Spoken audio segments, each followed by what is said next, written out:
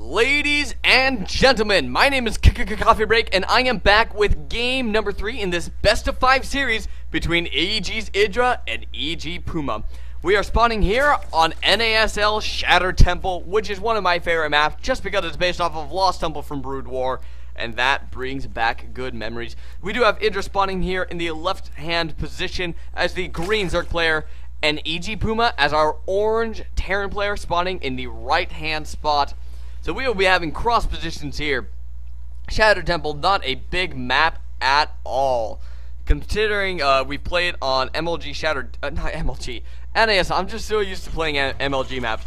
Considering we were just on NASL Tal'Darim Altar, this is a very, very short distance between these two bases. So we did not get close by air. So drop play may not be quite as relevant in this matchup, but still a threat. You can never rule out that as a Zerg player, as any player, I suppose. We do have Puma up 2-0 in this series right now, so winning this game will mean that he won the series in the NASL. And Idra could still come back, win this game, win the next game, and bring it to an ace match at 2-2. However, statistically speaking, when Idra loses his first game, he loses his series. It's some ridiculously high number. I mean, it was like 1 in 19 after losing the first game. Now it looks like Idra is going to be doing this hatch at 15 again. Hatch first, probably extractor, then spawning pool, just like he's been doing in the previous 2 games. It seems like that is his favorite opening in this matchup. And actually, no, it looks like he's going to go spawning pool before extractoring this matchup. Probably just get that pool up just a little bit earlier because he has been losing. Well, last game he lost to an earlier timing push. An earlier timing. That was very interesting, actually. It was Marauder Hellion, which I have not really seen before. I've thought about it. I mean, in theory it sounds great. Hellions for buildings. Hellions for light units and Marauders for buildings, and you know what? That theory worked. Unlike communism, which is good in theory and works not at all, Hellion Marauder is actually seem to be excellent in control of a very good player. So I'm going to be interested to see what we see in this game from Puma, as we have seen 2 different strategies out of him, and Idra, we've pretty much seen the same strategy every time. But, I mean, this time it's a little bit different. I guess we did hatch, pool, extractor this game instead of hatch, extractor, pool. That's not really going to be that much of a difference, though. So pretty much the same opening out of Idra every time. We had the same opening twice out of Puma as well. It looks like we will be seeing that again as the reactor is going down on that barracks to get the Hellions out. But we do not have an expansion this game, so I wonder if we're going to be seeing some one base play out of EGPuma. Which would make me a little bit giddy inside, because I like seeing it when Idra gets upset, because it is just amusing. Absolutely amusing. ZvT just chilling out by the rocks over here for a little bit later of a scout. He will be doing probably just about nothing up there. We do have the switch off from the barracks to the factory, so the factory does get that reactor just like always. We'll be able to double produce Hellions once he gets the money. There it goes. And the command center on the high ground just to top it off. Very, very safe build by Puma. Very effective build by Puma. No surprise there.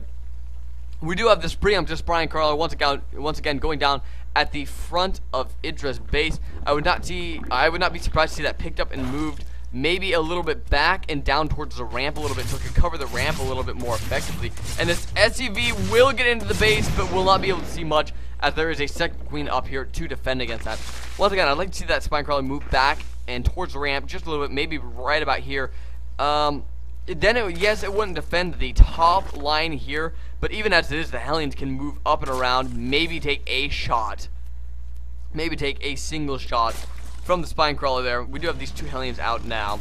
And where are the extra Hellions? Do we have only... Nope, there are 4 Hellions on the field. The other 2 are at the watchtower. We have been seeing about 6 to 8 Hellions on the field for Puma in the past 2 games. I'm wondering if he might just stick on 4 here, do a little bit of poking just to see what is going on, but not try to do too much damage to those Hellions. They are moving out across the field. In the meantime, we do have 3 racks on the field, as well as a factory with a tech lab on it. So we are going to be seeing siege tanks come out onto the field. A little bit of Hellion micro there.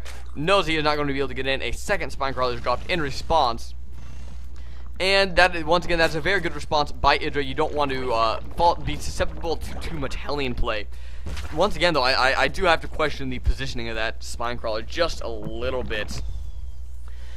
Natural expansion finally being taken for Puma. These two Zerglings here getting taken out, no problem, by these Marines, not even taking a hit. And now Puma will be able to ramp up his economy just a little bit.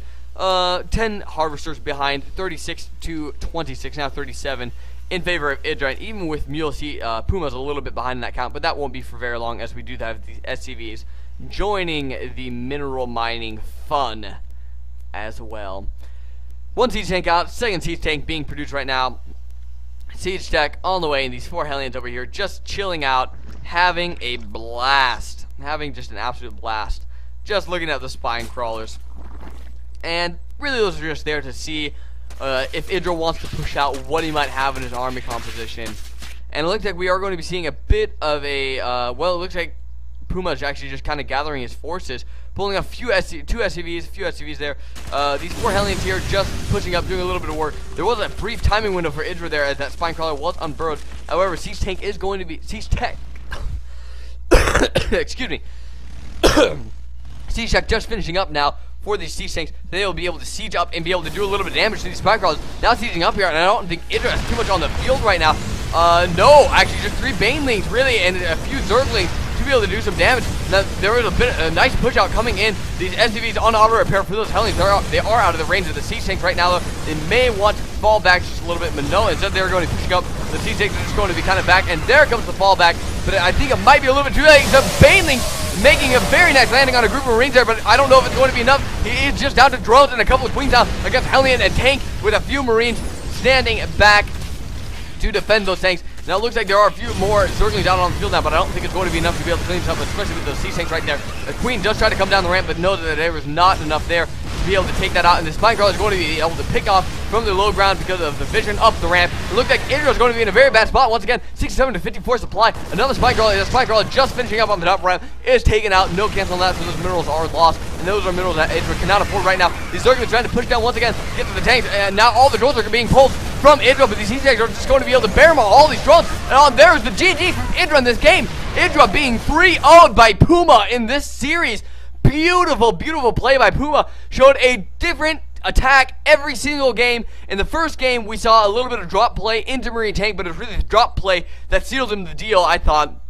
In the second game, we saw a Hellion Marauder timing attack, and that was able to force EGIdra to GG in that second game. And this game, we see a very, very classic Marine tank Hellion push, able to be able to take out EGIdra in the third game. So we have a 3-0 by EGPuma. Beautiful series by Puma. That was a pleasure to cast because he didn't do anything complicated that I couldn't explain. Ladies and gentlemen, my name is Coffee Break, and I am so glad to be back casting for you guys. I will hopefully be able to start doing live casts within about a week and a half. I'm actually at home right now on winter break, and our internet is not quite good enough to do a live cast. Oh, look, my transcoding has been completed. There you guys go. Now you know. Now you know. So I've not been able to have good enough internet to do live casts, so hopefully that'll start up fairly shortly. If you have not already, please subscribe to me, comment here on YouTube. I do take whatever you say into consideration. If you see a problem with the video, if you would just like to leave a compliment, that is always appreciated. Everybody likes that nice, warm, fuzzy, feel-good feeling inside. And that is not something this queen is experiencing right now. She is not getting that nice, warm, fuzzy feeling. Ugh. Until next time, folks, thank you for joining me once again. And this is Coffee Break, signing out.